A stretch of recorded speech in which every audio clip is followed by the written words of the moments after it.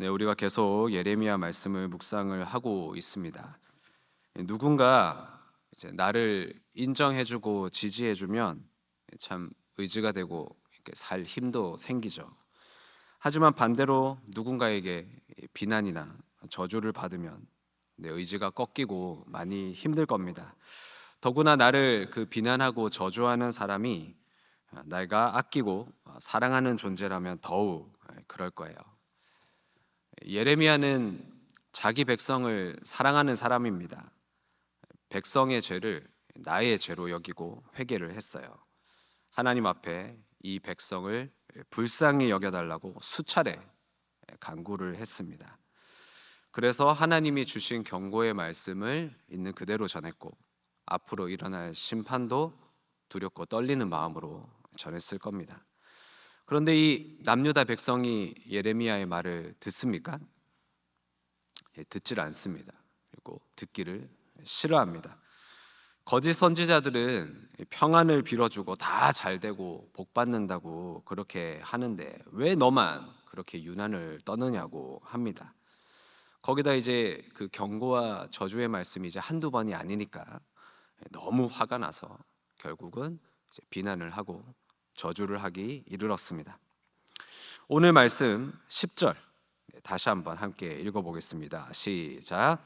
내게 재앙이로다 나의 어머니여, 어머니께서 나를 온 세계에 다투는 자와 싸우는 자를 만날 자로 낳으셨도다.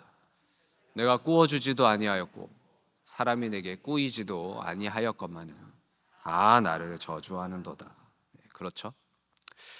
예레미야를 이렇게 쭉 묵상을 해오면서 이 예레미야 선지자가 하나님과 참 가까운 사람이었다라는 걸 알 수 있습니다. 하나님과 친밀하고 오랜 벗과 대화하듯이 하나님과 얘기하고, 또 하나님이 주신 말씀에는 토시 하나 달지 않고 순종하는 모습도 보였습니다.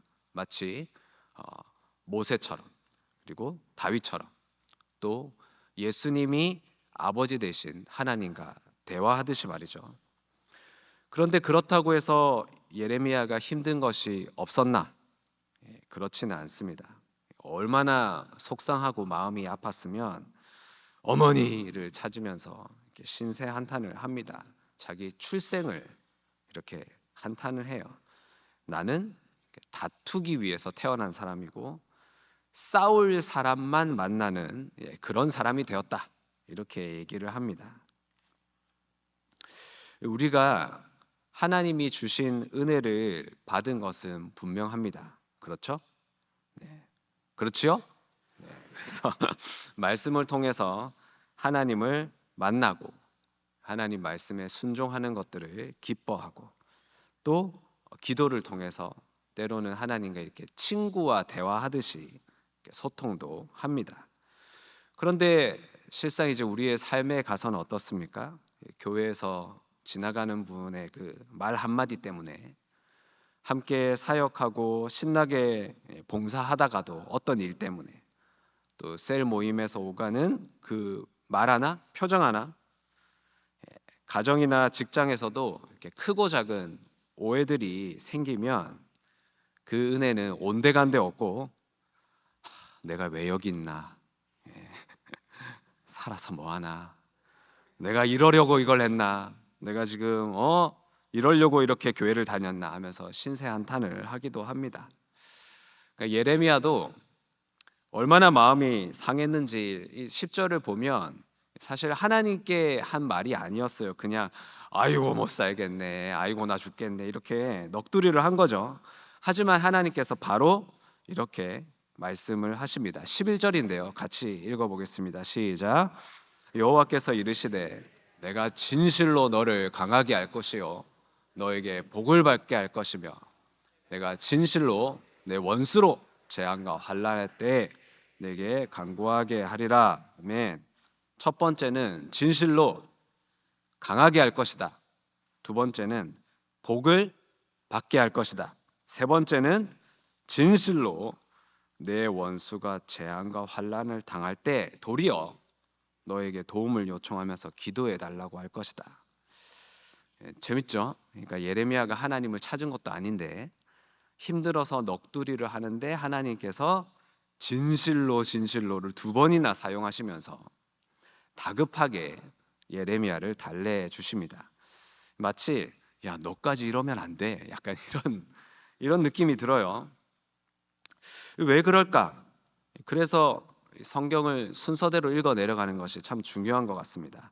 이 남유다가 멸망하는 이 시대에 하나님과 소통하면서 하나님의 말씀을 듣고 그 말씀을 순종하는 사람이 흔했을까요? 많았을까요? 아니었겠죠? 네, 아닙니다. 각자 소견에 옳은 대로 행하면서 자기가 무슨 죄를 짓고 사는지도 모르고 자기 확신에 가득 차 있는 사람들이 대부분인 시대입니다. 그러니까 하나님에게 있어서 이 예레미야, 이 한 사람의 존재가 얼마나 소중할까요? 여기에서 우리가 알 수 있는 부분이 하나님이 무조건 내 편이라는 생각이 때로는 위험할 수도 있다는 겁니다. 원리는 단순해요. 하나님의 말씀에 순종하는 것이 착함, 순종하지 않는 것이 악입니다. 그런데 하나님의 말씀에 순종하는 사람은요, 하나님을 사랑하고 하나님과 교제하기를 기뻐하고 하나님과 늘 소통하는 사람이에요. 그런 사람들은 그 시대에 그 자리에 하나님의 메신저가 되고 하나님이 주시는 사명으로 그 열정을 가지고 살아가게 됩니다. 그러니까 그런 사람들, 하나님의 말씀으로 하나님을 사랑하며 하나님의 주신 사명으로 살아가는 사람들은 그 사람의 마음이 상할 때 하나님이 즉각 응답해 주시는 거예요. 힘을 주시고 격려해 주시고 내가 혼잣말로 해도 기다렸다는 듯이 찾아오시는 겁니다. 그런데 이게 또 다는 아니에요. 12절에서 14절 말씀 같이 한번 읽어보겠습니다. 시작. 누가 능히 철 곧 북방의 철과 놋을 꺾으리요. 그러나 내 모든 죄로 말미암아 내 국경 안의 모든 재산과 보물로 값없이 탈취를 당하게 할 것이며 내 원수와 함께 내가 알지 못하는 땅에 이르게 하리니 이는 나의 진노의 맹렬한 불이 너희를 사르려 합니다. 네, 좀 당황스러운 구절일 수 있는데요. 방금 좀 전에 예레미야에게 너를 강하게 하고 복을 주고 원수들이 도리어 너에게 도움을 요청할 거야, 이렇게 말씀을 하셨는데 이어지는 남유다가 받을 심판에 있어서는 예레미야 너도 이 심판을 함께 받을 거야, 이렇게 말씀을 하고 있으니까 당황스러웠겠죠, 그죠? 예레미야도 그래서 상당히 당황했던 모양입니다. 이어지는 이 15절에서 18절까지의 말씀, 예레미야의 반응인데 이해하기 쉽게 우리 쉬운 성경 버전으로 같이 한번 읽어보도록 하겠습니다. 15절부터 18절까지 시작. 여호와여, 주님은 아십니다. 저를 기억하시고 돌보아 주시며 저를 해치는 사람들에게 벌을 내려 주십시오. 저들의 악한 것을 참고 보시는 가운데 제가 멸망하는 일은 없게 해주십시오. 제가 주님 때문에 모욕당하는 것을 생각해 주십시오. 주님의 말씀이 내게 이르렀을 때 저는 그 말씀을 삼켰습니다. 주님의 말씀을 듣고 저는 행복했습니다. 저는 주님의 이름으로 불리게 되었습니다. 주님의 이름은 만군의 하나님 여호와이십니다. 저는 웃으며 즐거워하는 무리와 함께 앉은 적이 없습니다. 주님의 손에 이끌러 홀로 앉아 있던 것은 주께서 저를 분노로 가득 채우셨기 때문입니다. 어찌하여 제 고통이 끝나지 않는 것입니까? 제 상처는 어찌하여 고칠 수 없고 낫지 않는 것입니까? 주는 내게 물이 넘쳤다가 말랐다가는 믿을 수 없는 시내와도 같습니다. 재밌죠? 예레미야는 상당히 지금 저 예레미야예요. 저 하나님 말씀 전하는 선지자, 제가 주님 말씀 전하다가 모욕당한 거는 지금 알고 얘기하시는 거죠. 제가 말씀도 삼키고 말씀은 제가 먹고 이렇게 표현을 하고, 그 말씀을 듣는 게 저는 행복하고 저는 주님의 이름으로 불림을 받은 사람인데 지금 뭔가 번지스를 잘못 짚으신 건 아닌가? 지금 당황하고 있는 예레미야의 마음이 느껴지십니까? 그런데 우리도 혹시 기도할 때, 하나님 앞에 나아갈 때 이런 느낌을 받은 적은 없으셨나요? 뭔가 이렇게 내가 삘이 충만해가지고 그래! 오늘 나는 내가 사랑하는 내 편인 하나님 앞에서 다 고자질할 거야. 나한테 상처 준 사람도 이제 다 죽었어. 준비해. 그래서 신나게 막 하나님 앞에 지금 내 상황이 어떻고 내 마음이 어떻고 막 실컷 얘기하고 마음이 후련할 줄 알았는데 뭔가 오히려 더 마음이 무거워지고 짐을 진 것 같고 평강은 없고 그래서 내가 뭘 잘못했나? 이런 이상한 기분 없으셨나요? 저는 그랬던 적이 있습니다. 대학생 시절이었는데요. 이렇게 기타 레슨을 하면서 또 교회 찬양팀도 섬기고 이런저런 사역도 하고 있을 때였어요. 여러 번 나누었던 것처럼 이제 그때가 아버지로 인해서 제가 신용불량자가 되고 힘들게 학비와 생활비를 벌어서 살고 있을 때였는데요. 근데 이제 악기 레슨을 하다가 좀 이렇게 소문이 나서 수입이 이제 좀 꽤 괜찮아졌습니다. 그러다 보니까 이제 기타를 이제 여러 번 업그레이드를 했어요. 근데 이게 제가 이제 아이들을 이제 기타를 가르치는데 이 선생님 악기가 배우는 아이들 악기보다 이렇게 안 좋으면 뭔가 이렇게 좀 간지가 안 나는 게 그런 게 있거든요. 뭐 다 이해하실지는 모르겠는데 뭐 하여튼 그런 게 있습니다. 그래서 뭐 이 악기도 써보고 저 악기도 써보고 뭐 사고 팔고 하다 보니까 욕심이 딱 나는 악기가 하나 생겼어요. 그런데 이 악기가 이제 단종이 된 더 이상 생산하지 않는 악기여서 돈이 있어도 구하지 못하는 그런 이제 전기 기타였습니다. 그래서 중고로 악기를 이제 사고 파는 사이트를 늘 호시탐탐 노리면서 서치를 하면서 돈을 조금씩 모으고 있었어요. 그런데 어느 날 딱 진짜 제가 꿈에도 그리던 바로 그 악기가 중고 장터에 매물로 이렇게 딱 올라온 겁니다. 그래서 당장에 연락을 하고 이제 악기를 사려고 거래를 하려고 하는데 뭔가 이렇게 기분이 좀 이상해요. 그래서 제가 악기를 여러 번 업그레이드 하면서 이 기타를 사고 파는 거를 이렇게 해봤잖아요. 그런데 이 판매하는 사람이 좀 뭔가 이상한 겁니다. 느낌이 왔어요.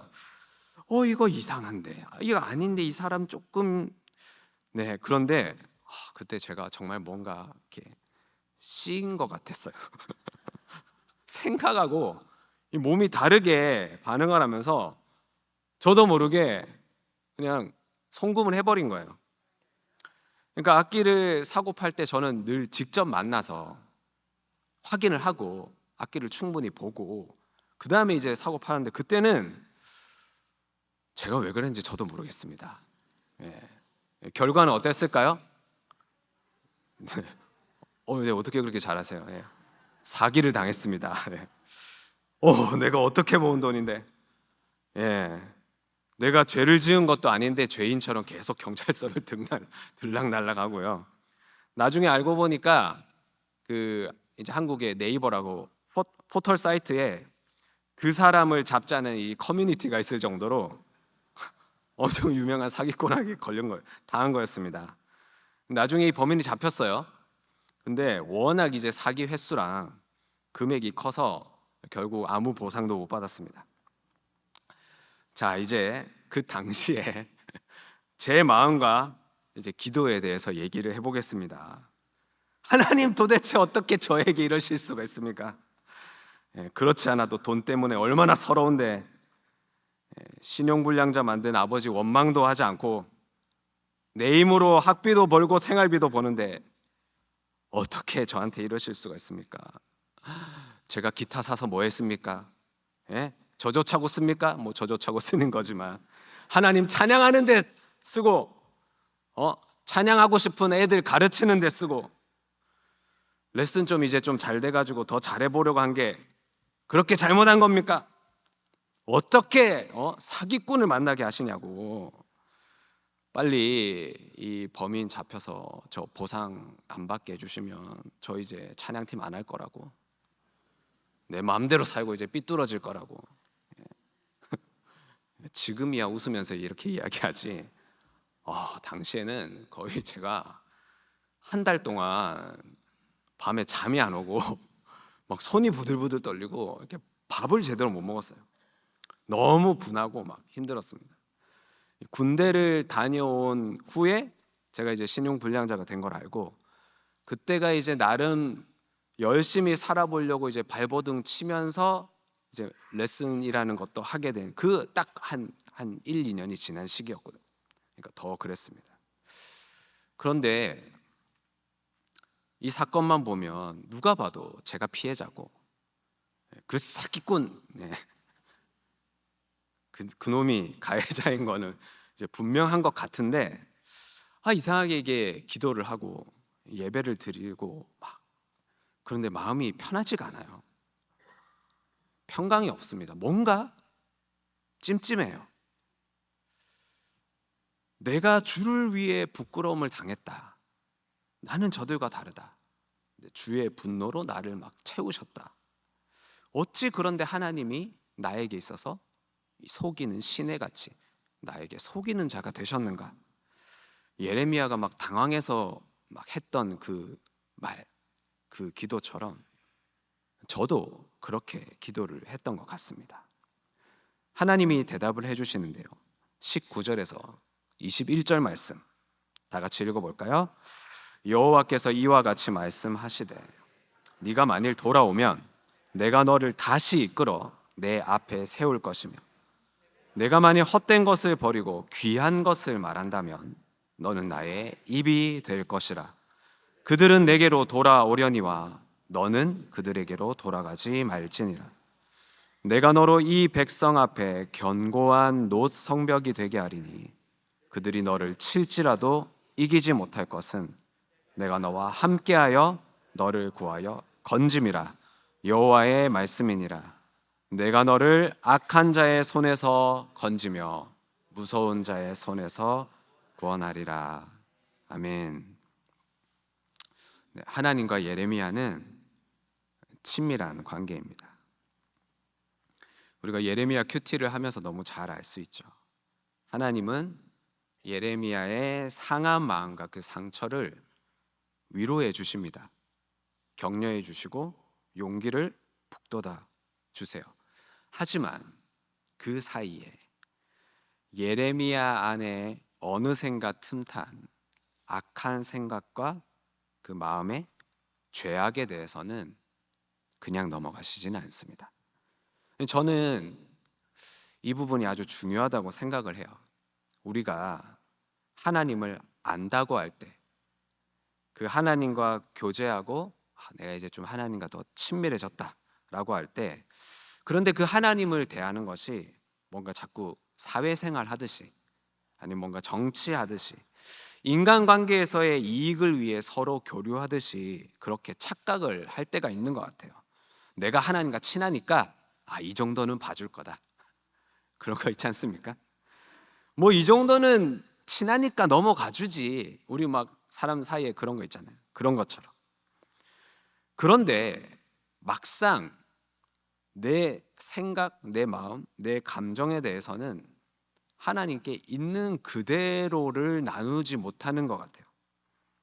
자존심 때문인지 아니면 예의를 차려야 한다고 생각을 하는 건지, 아니면 그 작은 일에 내가 마음이 상했다, 삐졌다, 나 지금 화가 났다 이러는 게 나는 그 정도로 유치하고 치사한 사람이 아니에요 라는 나 자신에 대한 착각, 강박 때문인지 모르겠지만, 하나님, 저는 오늘 그 말 한마디 때문에 완전 지금 기분 잡쳤어요.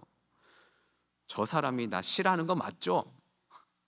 지금 아무도 나를 좋아해 주지 않는 거 맞죠?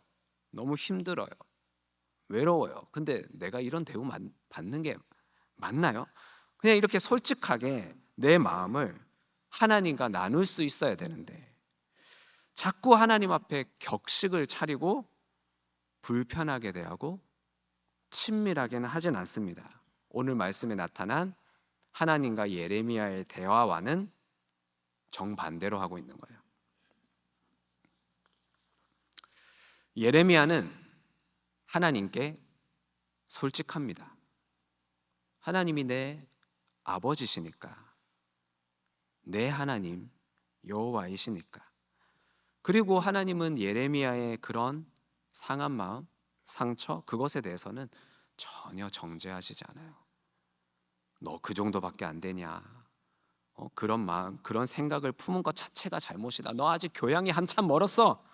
이러지 않으신다는 거죠. 내가 너를 강하게 하고 복을 받게 하고 내가 진실로 내 원수로 내 재앙과 환난의 때에 오히려 그들이 너에게 강구하게 해줄 거야. 이렇게 말씀하셨어요. 그런데 그 사이에 어느 틈엔가 예레미야 자신에게도 드러난 죄가 있습니다. 생색, 판단, 정죄, 나는 저들과 다르다는 교만. 백성의 죄를 나의 죄로 여겼던 예레미야의 모습이 순간 온데간데없고, 나라도 살아야지, 나는 다르지, 나만이라도 건짐을 받고 복을 받아야지. 하나님, 저 예레미야예요. 내가 지금까지 뭘 했는지 아시죠? 이런 생소한 민낯이 튀어나오더란 겁니다. 그런데 하나님이 이렇게 말씀하셨어요. 네가 지금 그 마음에서는 돌아와야 돼. 힘든 거 오케이, 인정. 내가 강하게 하고 위로하고 격려해 줄게. 하지만 지금 너의 그 마음, 그 어느샌가 생겨난 그 죄악, 거기에 대해서 뭐라고 하셨죠? 네가 만일 돌아오면, 이 돌아온다는 건 회개를 뜻하는 거죠.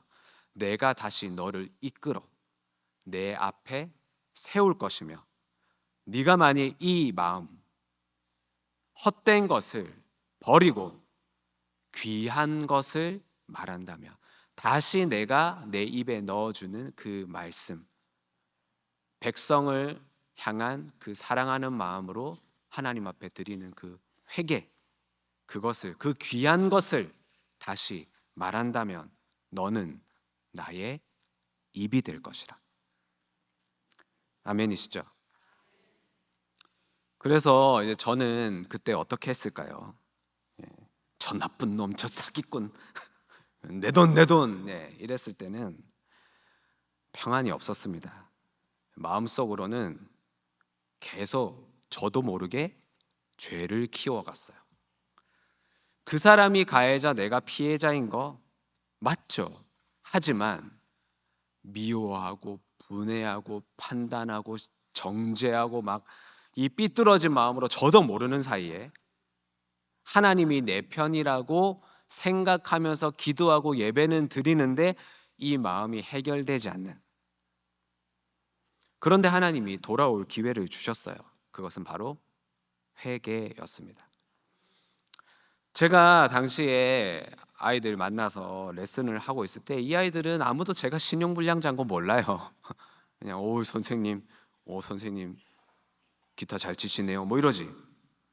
그런데 저만 열등감에 사로잡혀 있었어요.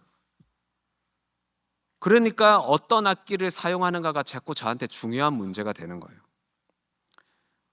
레슨을 하다 보면 이 잘 사는 집 애가 기타를 처음 배우는데도 처음 배우면서 실력도 없는 애가 엄청 비싼 악기를 쓰는 애가 있어요. 이러면 저도 모르게 막 배가 아픈 거예요. 그러니까 저는 선생이고 얘는 애인데 이상한 경쟁심이 막 들어가지고 왜 그랬는지 모르겠는데 막 지고 싶지가 않은 거예요. 그러니까 이렇게 돈만 비싼 악기는 제가 살 수 있는 한계가 있으니까 저도 모르게 제 마음의 이 깊은 곳에 돈이 있어도 사지 못하는 악기, 레어 아이템, 그러니까 생산이 단종됐지만 기타 치는 사람들한테서 이렇게 막 유명한 이제 그런 거, 니네는 돈이 있어도 이거는 못 사지, 나는 샀다. 유치하죠.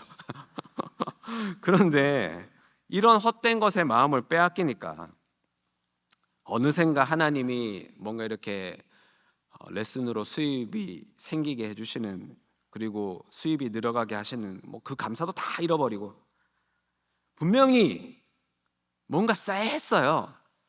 분명히 사기꾼 같은데 이런 마음이 들었는데, 그때 그냥 저의 이 이성과 자각을 다 잃어버리니까 결국 그런 결과가 나타난 게 내 죄가 내 죄의 결과로 돌아오는 사건을 겪은 겁니다.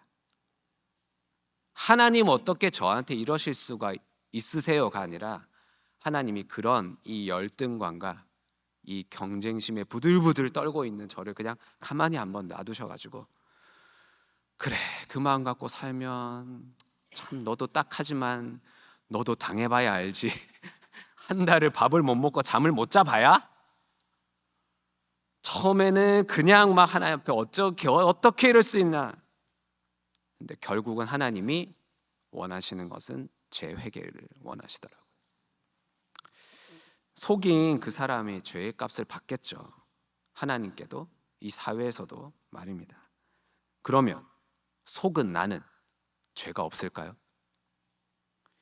내 욕심의 결과로 속고, 나 스스로를 속고 속이는 이 죄의 사이클을 경험하면서도 여전히 나는 옳다고, 나는 피해자라고, 내 소견에 오른 대로 나는 옳고 넌 틀렸다, 너는 가해자고 나는 피해자다, 이런 소신을 가지고 있으면 오늘 예레미야처럼 주께서 내게 대하여 물이 말라서 속이는 시내 같으시다, 어떻게 이럴 수 있냐, 이런 궤변을 늘어놓는 겁니다.